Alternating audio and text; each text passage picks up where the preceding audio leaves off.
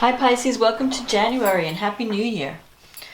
This is Teresa from Tarot-Waite, and before I start your reading I want to call in some good energy and create some sacred space around this reading. So this month we have a full moon in Cancer, which is favorable to your sign, and that's on the 10th of January. Then on the 11th, Aquarius, Uranus goes forward in Taurus on the 11th, after having been retrograde. And then on the 12th, we have Pluto and Saturn coming together in Capricorn. And then on January 24th, we have a new moon in Aquarius. So let's see, it's going to be a powerful month with all this planetary activity. Let's see what the cards have to say about your love life. What does Pisces need to know about love and relationships for the month of January 2020? What is coming up in January? What is coming up this January? What does Pisces need to know about January 2020?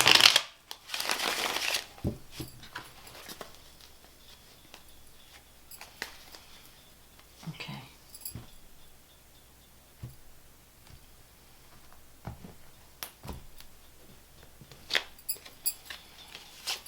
The Temperance card. The High Priestess. The Fool. The King of Swords. The Queen of Cups. The Five of Pentacles. The Queen of Wands. The Nine of Wands. The Four of Wands. And the Seven of Cups. Okay, so the Temperance card. This is a card about creating balance between two opposites. It can come up when you're in a relationship where two people are very different, but they know how to work together. They're blending their energies.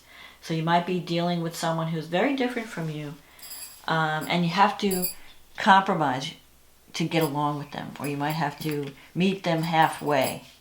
Because the Temperance card is about finding the middle ground, not going to extremes of reaction or emotion, but trying to see things from another person's perspective. And I think Pisces is pretty good at that. Pisces is a very giving and compassionate sign, so you're very good at seeing what another person needs. And you have the High Priestess here, so this is about following your intuition, trusting your intuition, going inside, taking time out to meditate. For some of you, you might be trying to find some kind of balance in your life between work and home, or, and you might need to take some time out to recharge in January.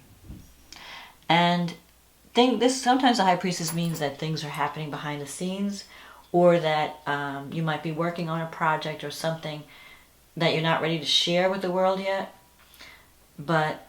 or you're looking for information and you have to use your intuition to try and make a decision.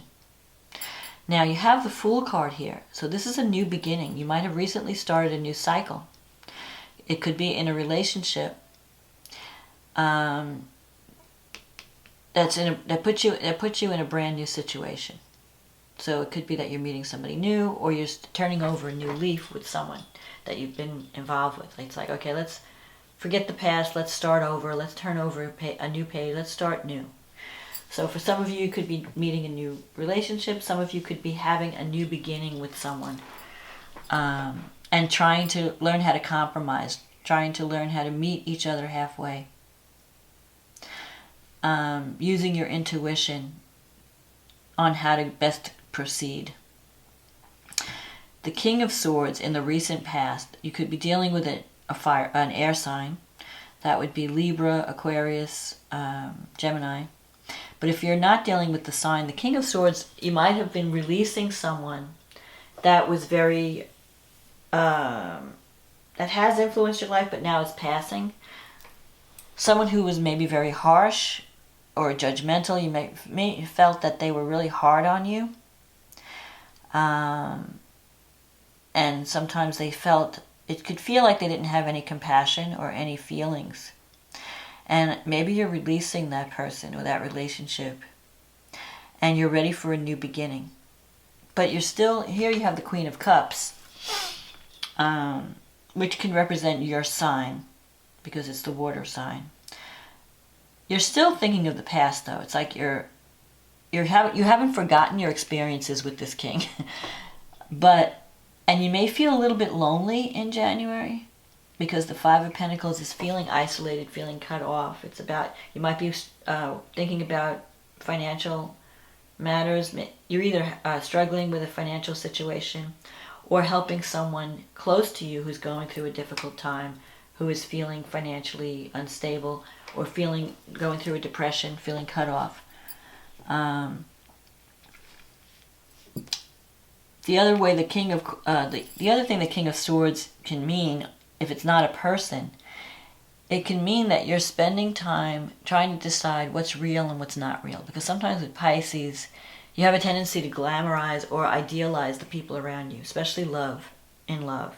You know, you see someone in their most positive light, and you only want to see the good in people, because you can recognize the divine energy in everyone.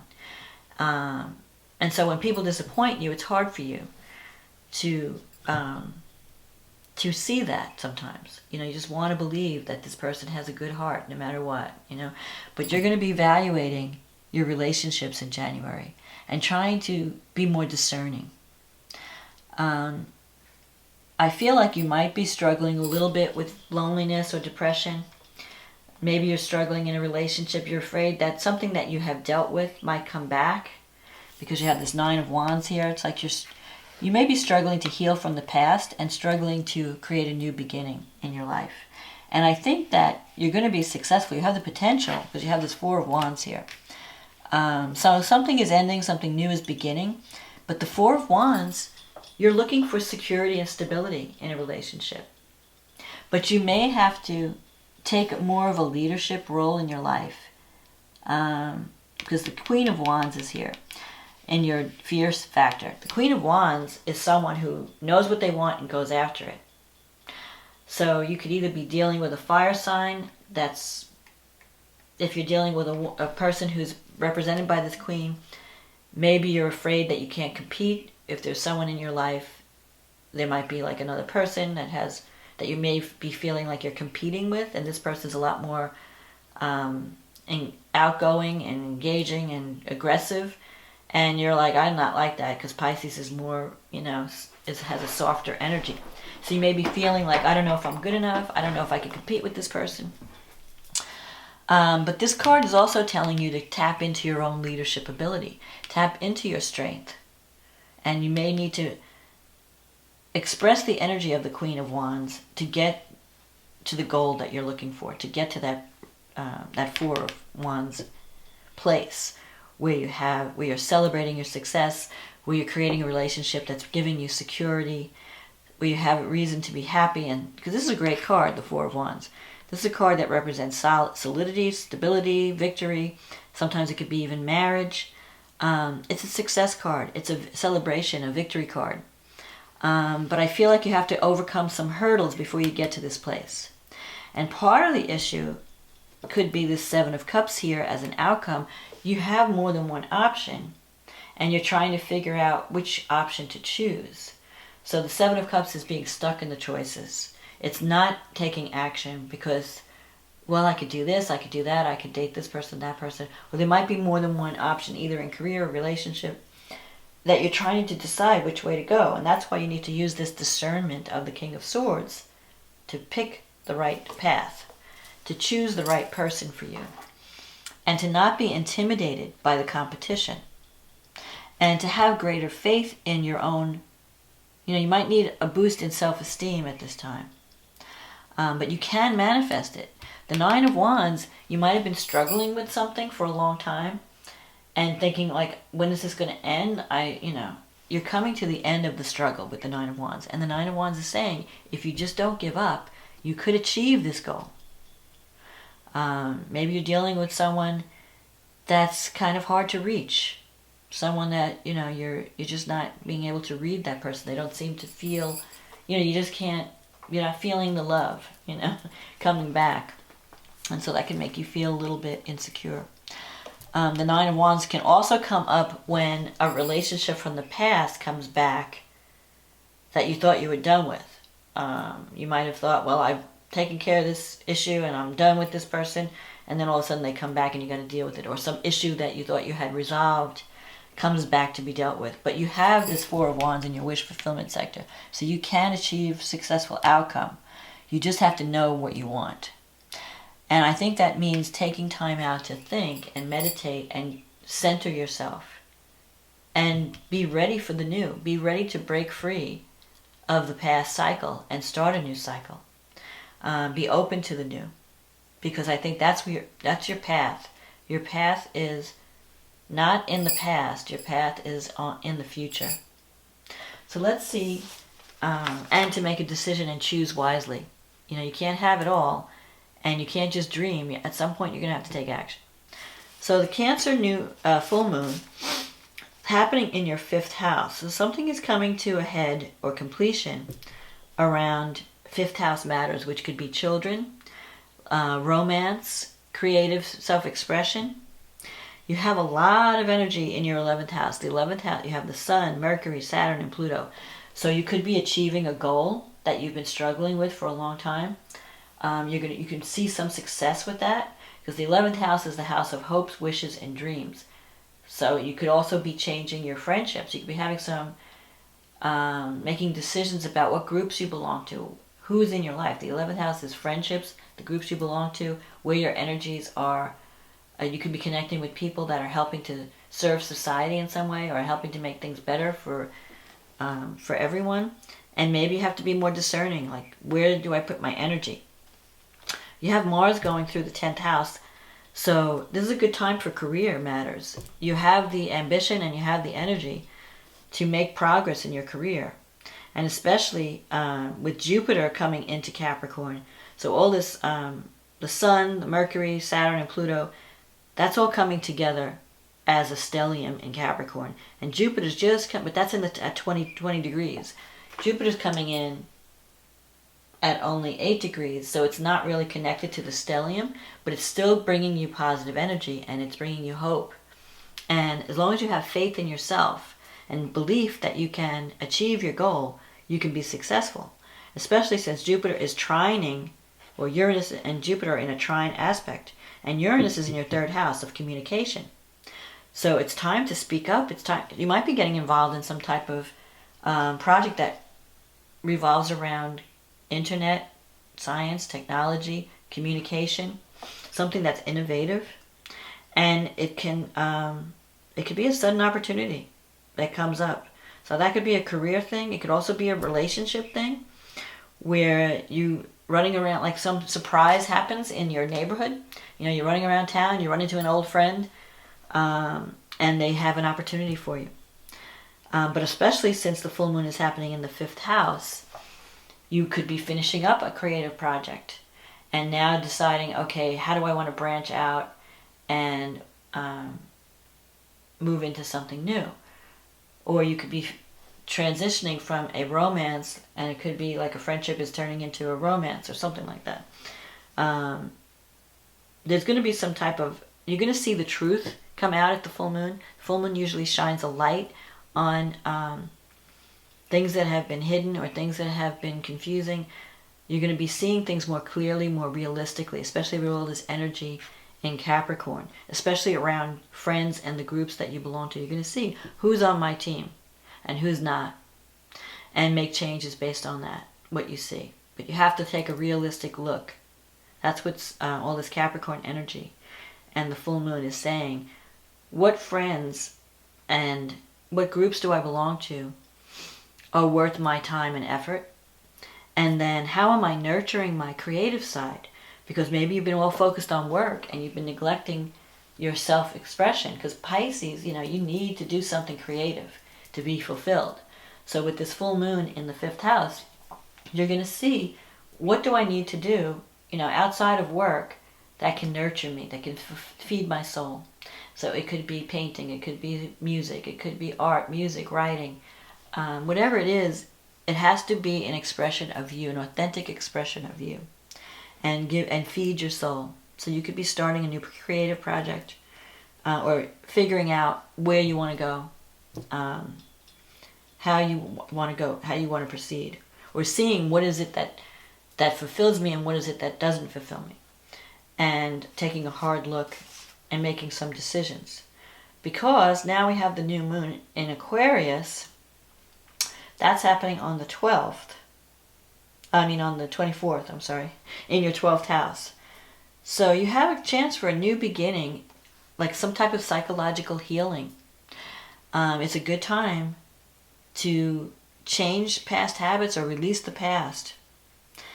Venus and Neptune are in your first house, so Venus can bring love. There could be a new romance at this new moon.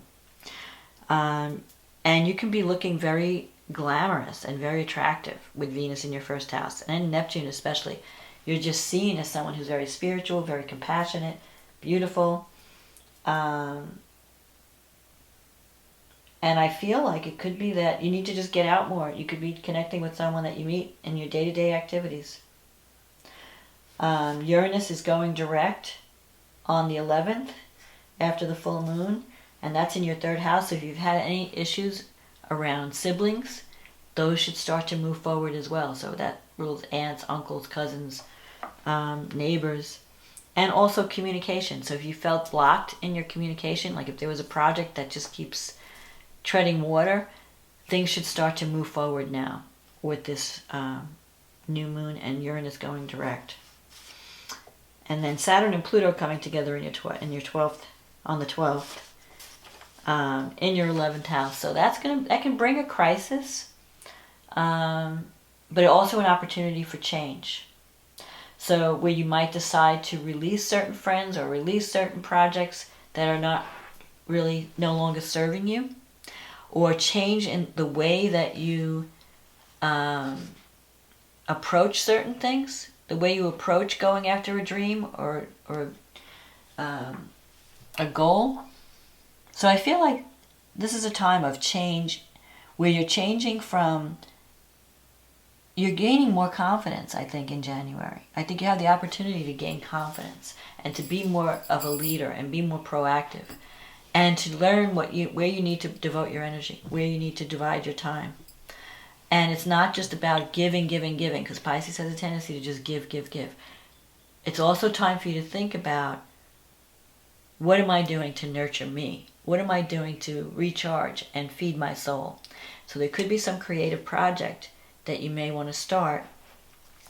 It could even be creative writing, since Uranus is in the third house. Or it could be, sometimes the third house Uranus rules astrology, technology. You could be learning more about technology, doing something that involves websites, or some type of science and technology, maybe even astrology, or some alternative healing method. I mean, there's so many ways that, whatever it is, it's going to be innovative and out of the box. So don't be stuck. Don't allow yourself to be stuck in the choices in January. Make a decision. Choose. Take your time. You could be juggling a lot. Take your time to recharge your soul, to find some activity or some type of thing that's going to recharge you and make you feel fulfilled because you're doing this creative project. And it could even be a relationship or you might even meet someone while you're doing this creative project, because the 5th house is activated, and that's the house of romance.